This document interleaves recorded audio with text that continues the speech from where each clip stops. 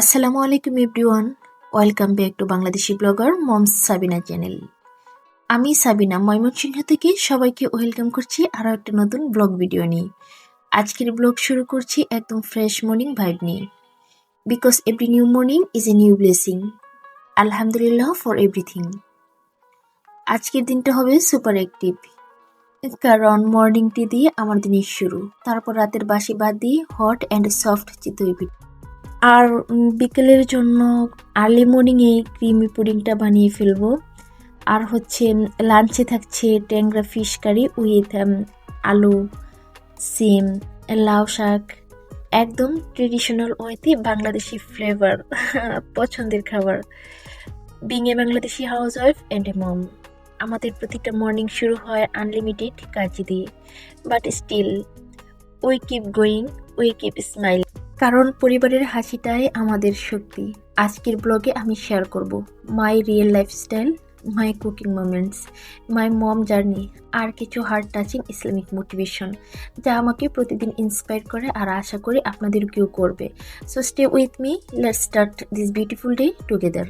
ভিডিওর শুরুতেই আপনারা দেখতে পাচ্ছিলেন যে রাত্রের বাসি ভাতের সাথে আমি কিছু চাল ভিজিয়ে নিয়েছি, অল্প কিছু চাল। সেটা হচ্ছে কতক্ষণ ভিজতে ভিজতে আমি এই যে দুধটা গরম করে তারপর একটু ঠান্ডা করে নিয়েছি।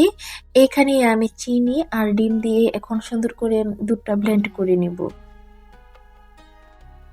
আর ব্লেন্ড এই জন্যই করছি কারণ এটা মিক্সড হতে বেশি সময় নেবে না ব্লেন্ড করে ফেললে।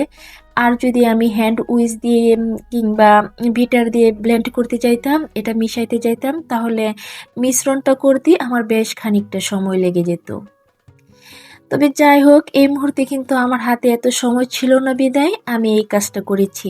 তো চুলায় এখন আমি পুডিংটা দিয়ে তো বাকি প্রসেসে মানে বাকি কাজগুলোতে হাত দিয়ে দিব, যেহেতু পুডিং হইতে কিছুক্ষণ সময় লাগবে।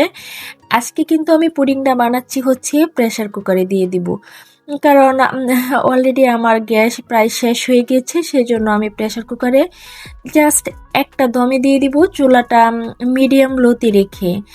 তো আমি হচ্ছে ক্যারামেলটা আগেই তৈরি করে রেখেছিলাম, যে বাটিতে পুডিংটা সেট করব সেই বাটিতেই। তো এখন হচ্ছে যে আমি যে মিশ্রণটা করেছি ব্লেন্ডারে, তো সেই মিশ্রণটা একটু ছেঁকে দিলাম। যে বাটিতে আমি পুডিংটা এখন আপাতত সেট করব সেই বাটিটাতেই আমি মিশ্রণটা দিয়ে দিলাম। আর এদিক দিয়ে আমার পানিটা কিন্তু আলহামদুলিল্লাহ অনেক গরম হয়ে গিয়েছে, দেখতেই তো পেলেন অলরেডি কিন্তু অনেক গরম হয়ে গেছে। তো একটা বলক কিন্তু উঠে পড়েছে, সেজন্য আমি এখন ঢাকনাটা খুলে তারপরে যে বাটিটা দিয়ে বাটির ঢাকনাটা লাগিয়ে দিচ্ছি। এই পর্যায়ে আমি প্রেসার কুকারের ঢাকনাটাও লাগিয়ে দিব। আর ঢাকনাটা লাগানোর পর চুলার আঁচটা আমি মিডিয়াম লোতে দিয়ে দিব। আবারও বলছি, চুলাটা কিন্তু মিডিয়াম লোতে থাকবে, কারণ হচ্ছে এখন যতটুকু সময় নেয় একটা শীষ দেওয়ার পরেই কিন্তু আমি চুলাটা অফ করে দিব, সাথে সাথে ঢাকনাটা খুলবও না। তো এই যে এদিক দিয়ে আবার খাওয়ার জন্য গরম পানি বসিয়ে দিলাম রাইস কুকারের বাটিতেই। তো এদিক দিয়ে আবার আমার প্রেসার কুকারে পুডিংটা হচ্ছে, আর আমি বাকি যে মিশ্রণটা ছিল সেটা হচ্ছে আমি 2টা কাপে করে নিয়ে নিয়েছি। আমি এই 2টা কাপেও সেট করব, কারণ হচ্ছে ওই পুডিংটা আমি একজনকে গিফট করব, আর এটা হচ্ছে তাদের 2 ভাইয়ের জন্য আমি বানিয়ে নিচ্ছি। আসলে পুডিংটা যাকে আমি গিফট করব উনি আমার কাছে খাইতে চাইছিল, তো সেজন্য আর কি আমি বানিয়ে ফেললাম। তো খুব ভোরেই বানিয়ে ফেলছি, এখন হয়তো বা ভোর 5টা বাজে। অলরেডি আমার কিন্তু অনেকগুলো কাজকর্ম শেষ করে ফেলেছি আলহামদুলিল্লাহ। তো ওইগুলো এখন চুলায় হইতে থাক, আর এদিক দিয়ে আমি এগুলো সেটিংয়ে রেখে দিলাম, কারণ পরবর্তী সময়ে জাস্ট ওটা নামিয়ে তারপর ওটা দিয়ে দিব আর কি। তো এই পর্যায়ে আবার চলে আসলাম এই যে আমার বাসি ভাতটা ব্লেন্ডার করে নেওয়ার জন্য। আমার পাটায় বাটাবাটি করার তেমন সময় নাই, সেজন্য আমি এখন ব্লেন্ডার করে নিব। আর অনেকগুলো যেহেতু ভাত ছিল, সেহেতু আমি অল্প পরিমাণে একটু চাল মিশ্রণ করেছি এতে। আর চালটা কিন্তু বেশ খানিকটা সময় ভিজিয়ে রাখতে হবে, যতক্ষণ না পর্যন্ত চালটা ফুলে যায় ভালোভাবে ভিজে। আর সেই সাথে আমি 1 গ্লাস পানি দিয়ে দিলাম, আর কয়েকটা কাঁচামরিচ দিয়ে দিলাম।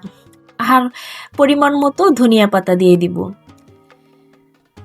এই সবগুলো মিশ্রণ আমি একসাথেই কিন্তু ব্লেন্ডার করে নিব। সাথে একটু লবণও দিয়ে দিলাম পরিমাণ মতো। তো এই যে ব্লেন্ড করে কিন্তু নিয়ে নিয়েছি। এখন আমার চিতই পিঠা রেসিপিটা আমি আজকের মতো হয়তোবা শেয়ার করতে পারবো না আপনাদের সাথে বিস্তারিত, তবে আপনারা যদি চান কমেন্ট বক্সে জানাবেন। ইনশাআল্লাহ আমি সকল উপকরণ সহ আপনাদের সাথে শেয়ার করব। আমি বিশ্বাস করি একজন মায়ের হাতেই সাজে পরিবারের সুখ। একজন গৃহিণীর ত্যাগ কখনো বৃথা যায় না।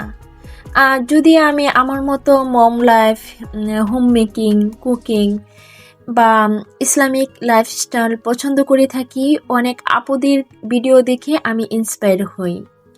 ওনাদের মতো ভিডিও করার চেষ্টা করি, কিন্তু আমি আমার নিজের মতো আবার সুন্দর করে সাজিয়ে নেই, যেভাবে আমি করতে পছন্দ করি।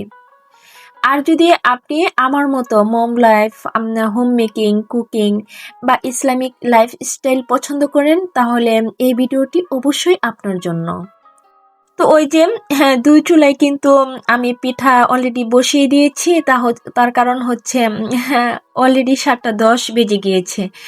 আর ছেলেদের যেহেতু পরীক্ষা চলছে, তারা কিন্তু 2 ভাই এখন এসে পড়বে, সেহেতু আমার পিঠাটা তো তাড়াতাড়ি বানাইতে হবে। এদিক দিয়ে আবার আমি চা করে নিয়েছিলাম, যেহেতু আমাকেও বেরিয়ে যেতে হবে, সেহেতু আমি নাস্তাটা রান্না করতে করতেই করে ফেলি। এজন্য এই যে চিতই পিঠা দিয়ে তারপর 1 কাপ চা খেয়ে নিলাম।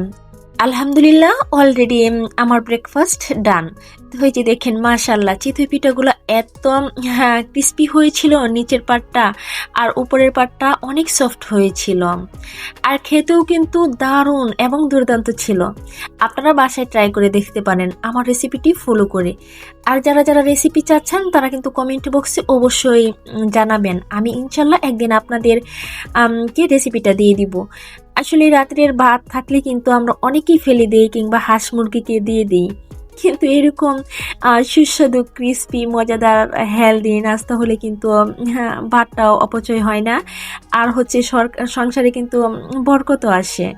তো যাই হোক, আপনারা তো আবার সবাই কম বেশি বুঝেন। আলহামদুলিল্লাহ, আমি যে এত বেশি বুঝি তা কিন্তু না। দেখেন আপনারা কতটা জালি জালি হয়েছে চিতই পিঠাগুলো, আর অনেকটা ফুলকো হয়ে গেছিল।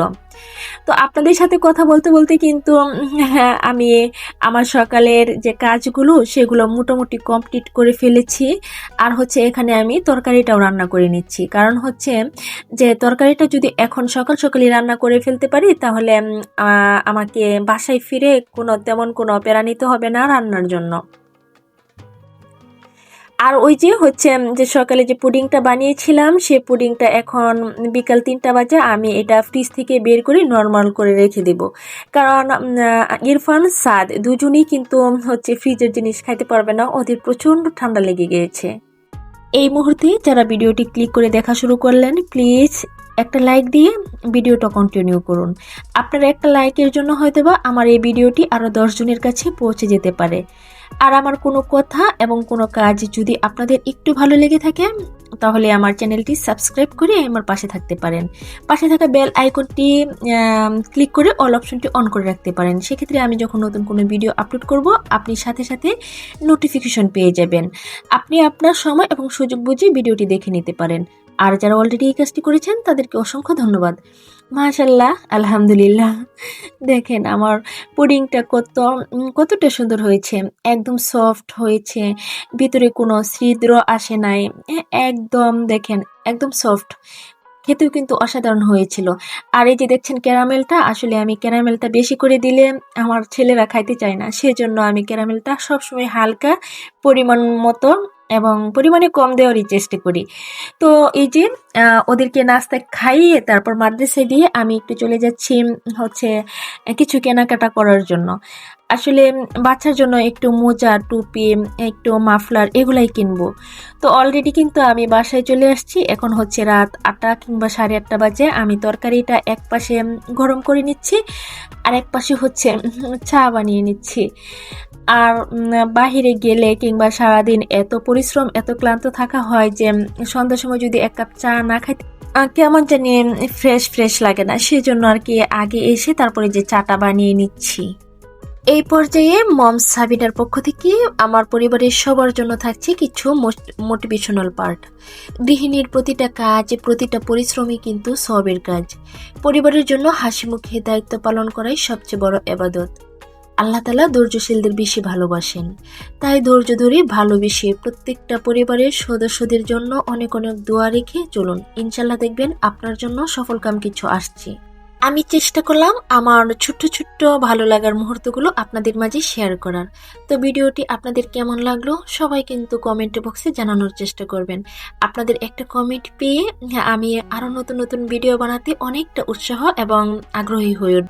আজকের মতো এখানেই বিদায় নিচ্ছি। সে পর্যন্ত সবাই ভালো থাকবেন, সুস্থ থাকবেন। আল্লাহ হাফিজ সবাইকে। আসসালামু আলাইকুম ওয়া রাহমাতুল্লাহ।